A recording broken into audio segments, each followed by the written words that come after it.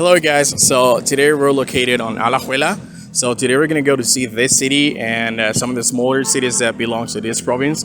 So to understand this, basically Costa Rica is divided in provinces and every province has like a main city.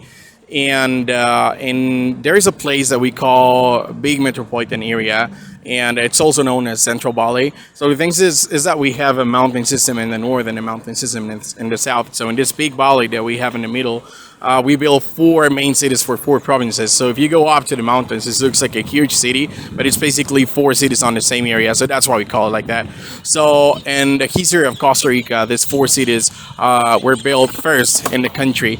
And the first one was Cartago, which is the old capital, and that city was built in the 1600s. Then in the 1700s, the Spanish moved to another area called Heredia, and in the south to another area called San Jose. Just to let you know, Cartago, the first city, is the old capital in Costa Rica. I'm going to explain that later in another video, but it's not the capital anymore. San Jose is the new capital. The thing is that this city was the fourth city that was built in this big metropolitan area. So it was the last one, basically. This city was built on the 1800s, and this one was founded exactly on 1813. So today we're going to go to see this city and some of the smaller cities. They're a little far from here, but we're going to go to see how they look like because they have really cool things to show up. In this city, and right now we're located on the statue of Juan Santamaría. This guy was really, really important in the country because in our history we have like really few wars, but in probably the only international war that we had, it was with a man called William Walker. If you guys are from the U.S., you probably know about that guy. But this is our side of the history, so this is how we see it. He was basically trying to conquer Central America, and he already conquered Nicaragua. That was in 1854. And he tried to come here in Costa Rica, so he took position on a place which is called Santa Cruz. That's North Costa Rica in Guanacaste, and there was a house in the middle of a coffee plantation, and he basically took position of that place, and his idea was to go all the way down in Costa Rica. And that moment we had a really good president, and he just bought a lot of guns, and he just motivated everyone to go in the war. So we just went to that place. That was on March 21 and 1854. And we basically won that war, and we just got that position back in our territory. But we also motivated, he just made a whole letter, which is a really cool letter, to motivate the people in Nicaragua and the Costa Rican people as well to go to a specific place in Nicaragua, which is called Rivas. And basically the army from this guy, William Walker, was staying in that place. And there was a huge war, but at the end we won the war, and the main reason why we won it is because there was a lot of people sitting in a house, and this guy Juan, this guy basically sacrificed himself to win this war. He burned that house, and by burning the house we won that war. So that's why this guy became really important in the country, and he's kind of like a national hero. So that's why we have this statue, and a lot of things in this city are dedicated to this important man that helped us to win that war as by sacrificing his life. So he's really important here. So we're gonna see a lot of things in this city. They are called just like this, Juan Santamaría, in honor to this man. So let's go to see how this city looks like. This is a statue, and this represents a lot of things. It represents the way we were addressing in that war, the type of guns that we were using, and also what he used to burn the house.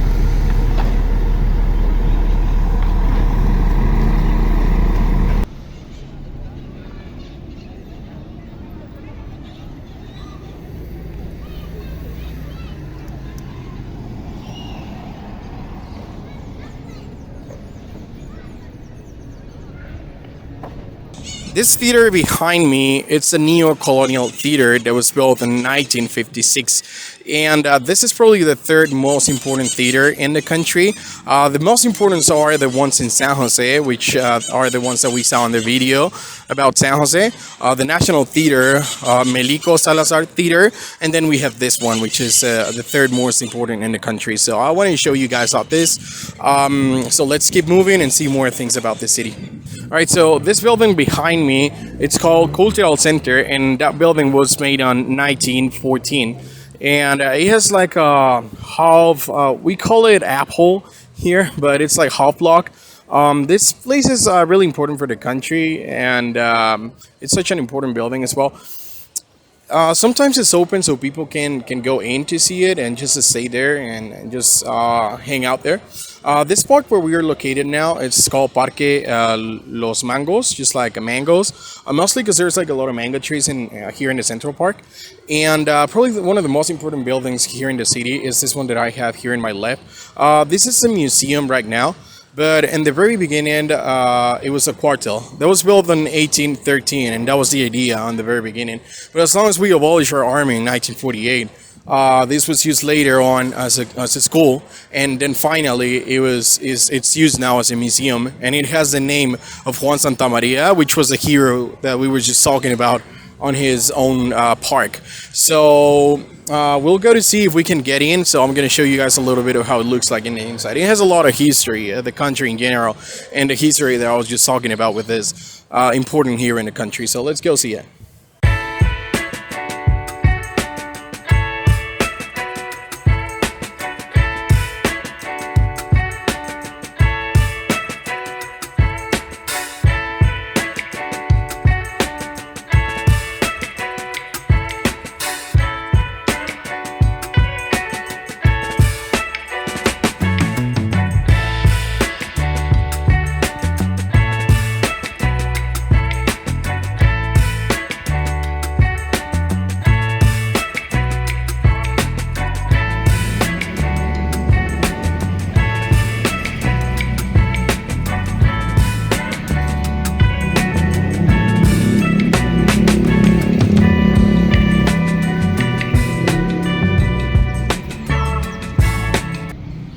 All right, so we're finally in front of the cathedral, the main cathedral in the city of Alajuela. This cathedral was made on 1863. Before that, in 1752, there was a kind of like a place to come and pray and worship. But it was not a church at all. So finally, on 1863, we built this as a cathedral. But it was not declared as the main cathedral in the city till 1921, when it finally got that title. This church was also built, as many of the buildings in Costa Rica, with the neoclassic style. And this is a really good one. It actually has a lot of things representing the classic style. And just like the windows, they end up on an arc. And also the columns that we have here are the Corinthian ones, which are the most artistic ones. So this is such a beautiful church, and this one is like the main one in the city. It's just right in front of the Central Park. That's something pretty common in Costa Rica, that the cities are built like this way, pretty much like colonial cities, with a main park in the central part and a church in front of it and the most important buildings around. Here we are in the history center. So a lot of buildings that are very, very historical and important are here in this area, and this is the way that the Costa Rican cities are pretty much built. Like now, we're gonna move to these smaller towns that belong to the province, as I mentioned before, to go to see how they look like and see a little bit of their history and the most important things that they have, because they're like pretty unique, and we're gonna see that when we get there. But these are like really unique small towns. So I want to show you guys that up. So let's move there, and when we get there, we'll see how they look like. All right, guys, so now we're outside the city of Alajuela because we're on the way to go to see one smaller town that belongs to the province. It's a little far from the city, but we're going to go to see it. Today we're going to visit three smaller towns that belongs to the Alajuela province in general.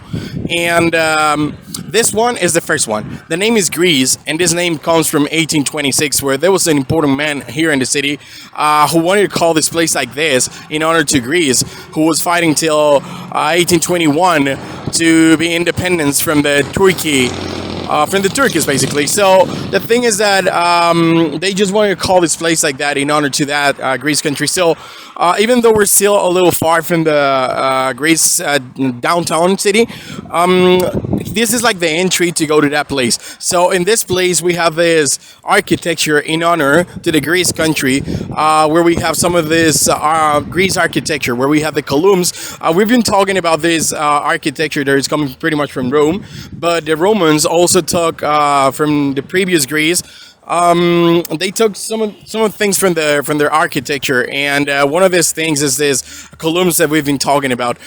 These are the Honic ones, the ones like in the middle. So we've been talking. We have the Corinthian, which are like the most artistic, and then we have the Doric, which is like the most simple one, and then in the middle we have these ones, which are like the Honic ones, and these ones are like half artistic at the end. So we have this whole structure in honor to the Greece culture, as long as the place is called like that. If we go a little down, I want to show you guys a little bridge, which is really cool, and it's like a symbol in honor to a bigger bridge that we have really close from here.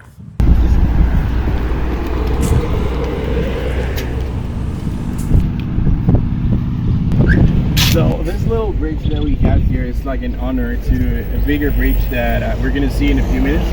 So the thing is that this is such an important bridge because his engineer and architecture, it's pretty common. The thing is that the bridges might have their architecture or their engineer on the way up, not under the bridge, because as long as this one's under, then all the way is making pressure to destroy the bridge. So people just don't understand how this is even working, but it works, and it's still usable, and that is the thing. So this is, as I said, in honor to the bigger one that we have here. This is like the biggest one, but I'm going to take you guys where we can see the bigger one, so we can see how it looks like.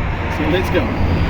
So now this is the bridge. This is how we see it under the bridge. There's a lot of people using this bridge all the time, and they don't even know how it looks like under. But there is a way that you can just turn around and you can come to this little road that goes under this bridge. So this is the view you get when you go under this bridge, and it's really impressive, and it's just beautiful. Alright guys, so behind me we have the main attraction of this Greece city. We're downtown now, and we're in the main part, on the central part of the city. And as I said, behind me we have the main attraction, which is this beautiful church with a neo Gothic style. This church was built in 1894 and it was finished in 1896. This church was built, the main reason why this church is such an attraction in the country, it's because it's all built with metal. This is 100% built with metal, and the company who built this church, basically gave us the metal to build this church. Was a company in Belgium, and that was the same company who built the metal for the Eiffel Tower in Paris, French. So it arrived here on 1894, and it took a year to bring it here. It arrived to the port in the Caribbean side of Costa Rica, which is called Limon, and it took like a year to come here because it was transported in oxcarts, and it took a long time. The roads in that moment in Costa Rica were pretty bad, and it took a long time to bring them here.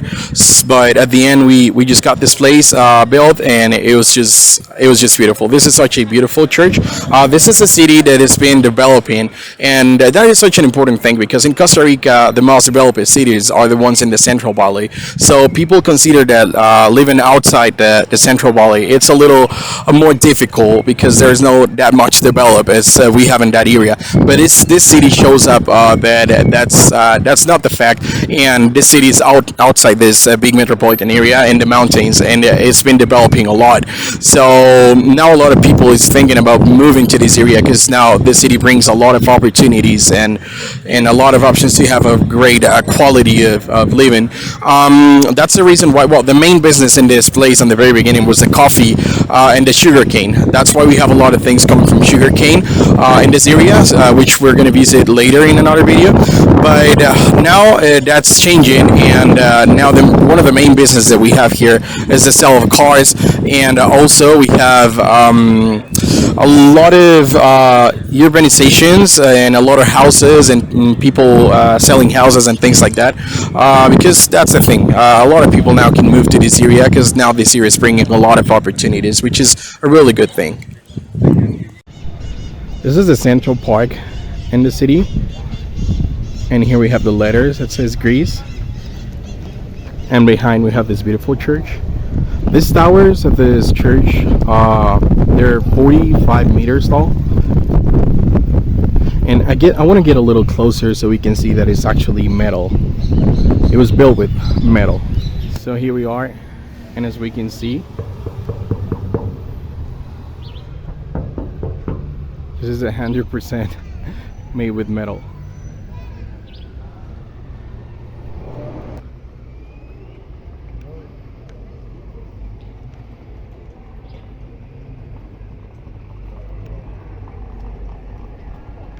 Alright guys, so now we just moved to Sarchí. Sarchí is one of my favorite little towns because this one, it's really artistic. This little town, that's the main thing here. The art is all over the place, and this is a place where the main oxcarts in the country were invented. So this is another reason why this place is really popular. The thing is that the oxcarts in the Costa Rican history were really important because when we were working with the coffee, the only way to transport that coffee from here, it was with the oxcarts, and it was kind of hard because the roads were pretty bad. As long as this is a country where it rains a lot, the roads get damaged all the time. And if you get damaged nowadays that we have asphalt, in the past that it was just the land, it was even worse. So the thing is that usually the oxcarts, the wheels of the oxcarts used to get broken, and here they invented something that made them better. And basically what they did is that they put some iron all around the wheel, and that made the wheels way stronger. And that was one of the things that were invented here. But many years later, when we invented our trucks and many things that help to make the transportation better, we stopped using the oxcarts. So here they still wanted to get that tradition. So what they did is that they invented the oxcarts with art, with a lot of art on it. So they just made them beautiful. Now it's not for work, but it's for festivals. So the rich people working with cows and animals like that used to buy this beautiful oxcarts for festivals that we have now in the country, so they can show up the oxcarts with this beautiful art all over the oxcart. So here, the people working around this area, they just decided to work together, making something which is really cool. So basically what they did is that they built the biggest oxcart in the world. In 2006, it get in the book of the Guinness Records, and now it's basically the biggest oxcart in the world. It has like 15 meters long, and it used to be here in this park, so people can just come here and see it. It used to be here in this area, but the thing is that today they're just fixing some things on it and just putting some more art. So it's not located right here today. So people just told us that where it's located. So we're gonna try to go to see it. If we can't see it, then I'm gonna show you some pictures. But we're gonna try to get it. So we'll go there, and if we can see it, I'm show you guys in this video how it looks like. But it's just beautiful, and it has a lot of art, and it's just the biggest one in the world. And usually, if you come here in this park, you're going to be able to see it because they're going to take it back here, and here's where it is all the time. So we're going to go see if we are able to see it. But let me show you guys before a little bit of this beautiful park and this beautiful place, which is just like full of art like this. These are the oxcarts, and this is how they look like, the painted oxcarts, and they're just beautiful. There's a lot of art on them. And this is the metal part that I'm talking about, that they put on the wheel to make it stronger.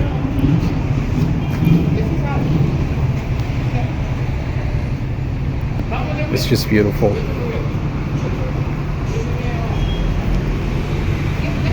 And here it is, guys.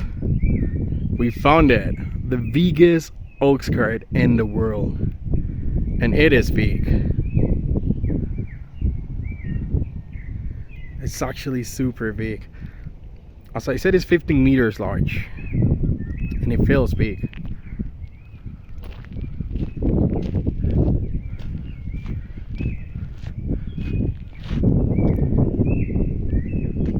All right, guys. So this is how it looks like, and it's beautiful. It's big, and this is to give you an idea of how it looks in behind a normal person. It actually says Fábrica de Carretas Eloy Alfaro, which is the man that I was just talking about.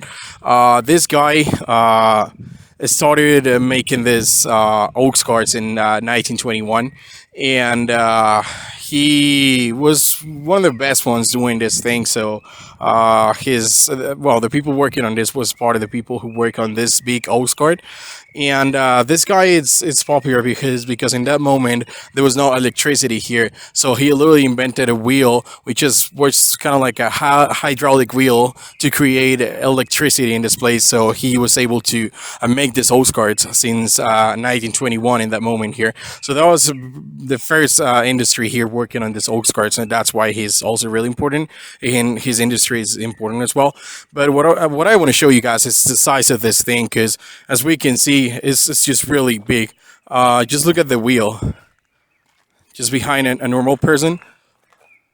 The size of this is just amazing, and he has all of the art from this little town that they just put on it to make it look like even better, and it's just beautiful. But here it is, the biggest oak cart in the world. So this is part of the development that is being coming with this wheels in the oak cart. In the very beginning, it was just wood, and as long as the wood was working on these pretty bad roads, it was broken, and it was pretty damaged all over the wheel, till they finally invented this to just put the metal on it to make it stronger. And then the design was being developed upon the years, and finally we just got this one, which is a painted one, and with a pretty good design, which is makes it like stronger and pretty good for working. It's not used anymore for work, but it's still part of our tradition, and it's just beautiful that we still have them, and that we still have places like this where they keep doing it. So here we have it. Here's where they make the oak carts, and it's just a beautiful place. And there we have them, the artist that makes all this possible. They're just working on it.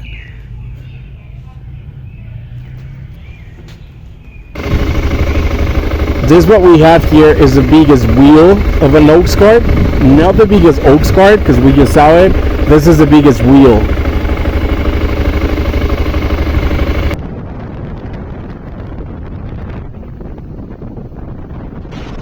Alright guys, so we just arrived to Sarcero. This is one of the most beautiful places in the country, and the park specifically because of this.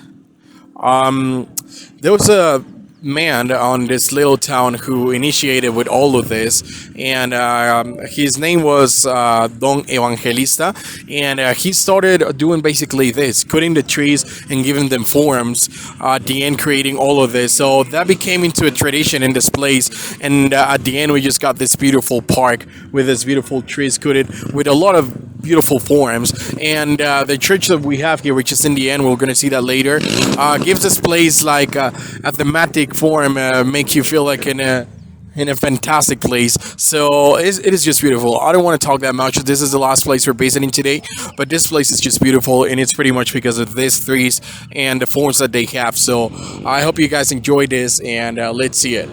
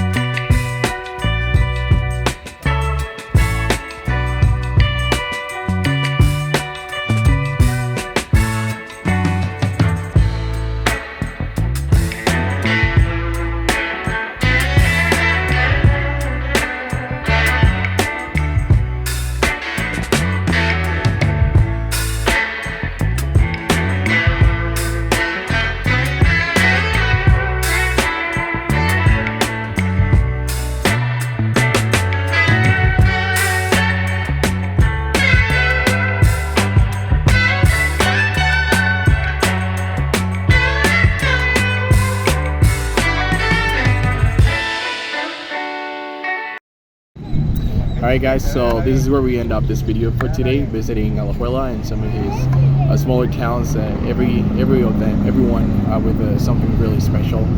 As always, I hope you guys enjoy this video, and if you like it, don't forget to subscribe, leave a comment, and give us a like. So see you on the next video.